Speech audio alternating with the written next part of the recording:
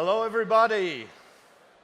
You're all very quiet, so I think we're maybe going to do a little bit of a warm-up exercise. My name is Dylan Collins.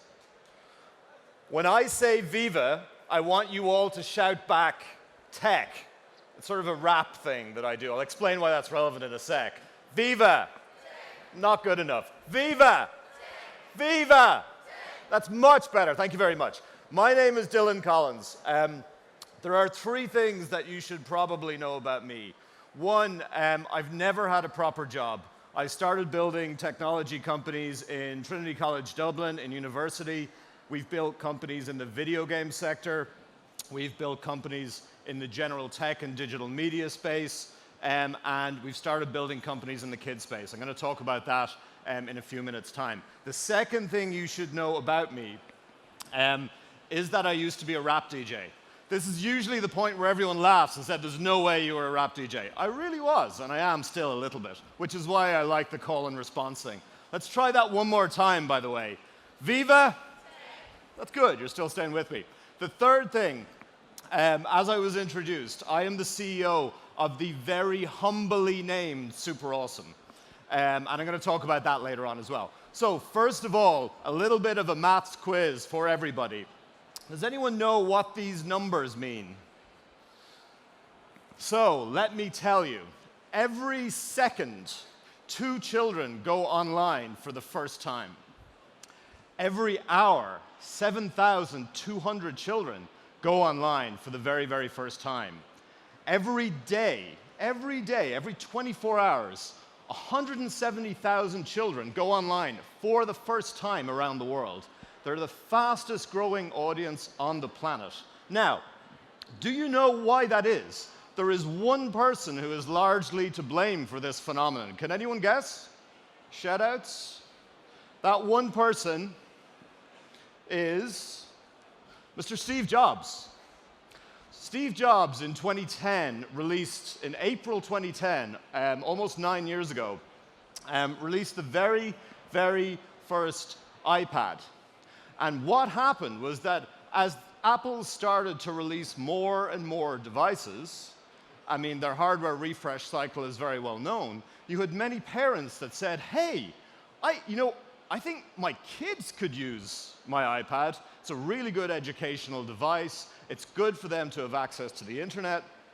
And it was just a coincidence that the brand new iPad was being released, and then the next one, and then the next one, and then the next one. So it is largely because of Apple's hardware cycle that we now have so many children who have gone online. And just before I go to the next slide, can everyone just do this with their heads? I need everyone to do this. It will make total sense when you see, no, not with the hand, just with your head. Let's go. Just like this. There you go. See, the graph makes much more sense when you look at it this way.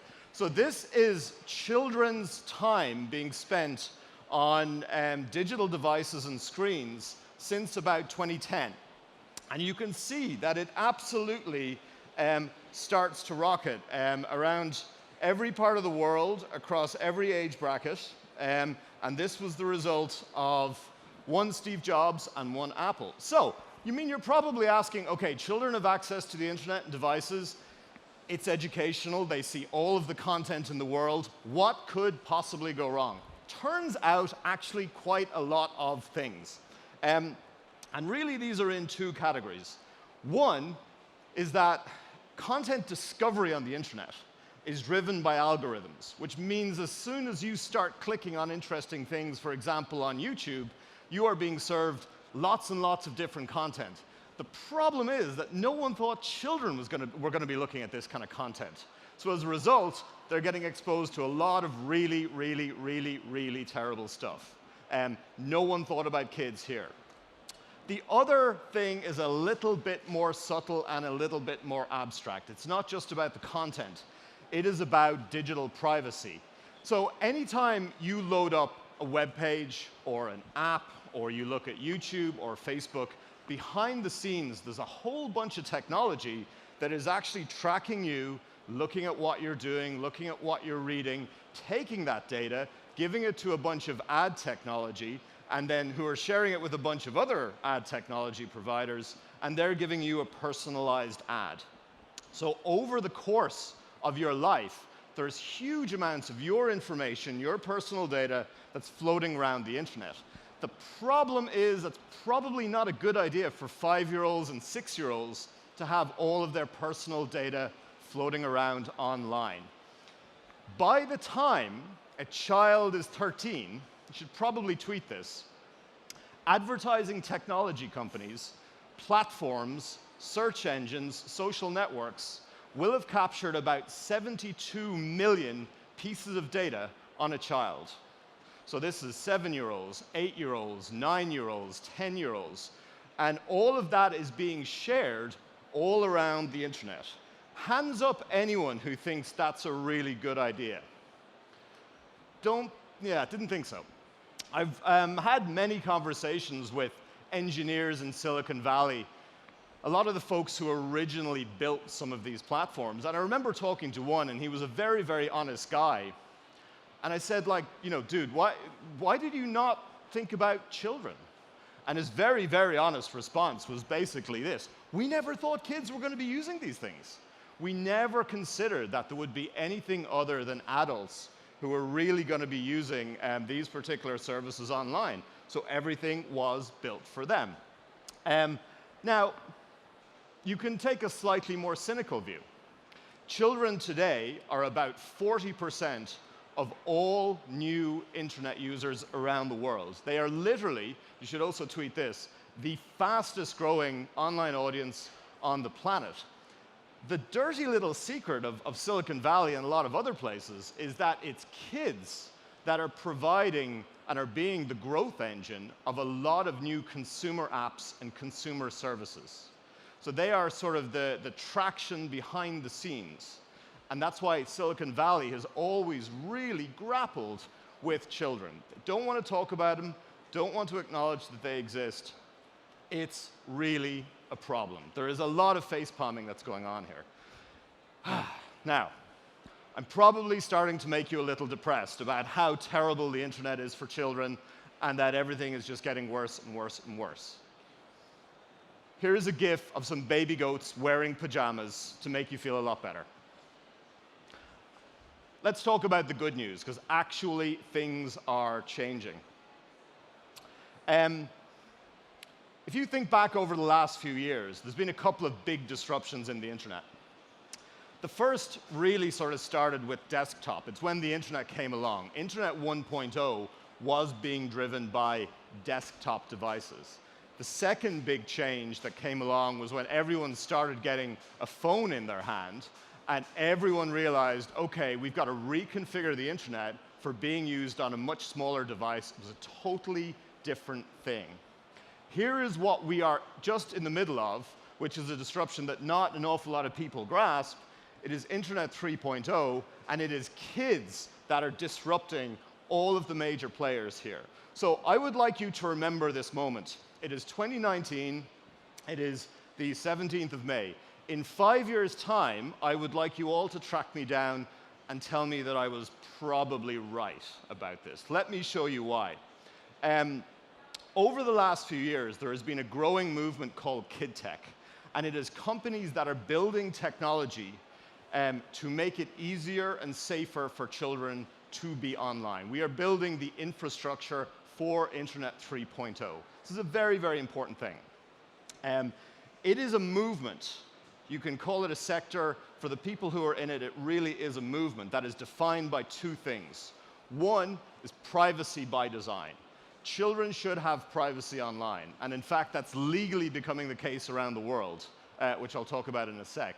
Secondly, it's making sure that children can have a safe, quality, responsible experience online.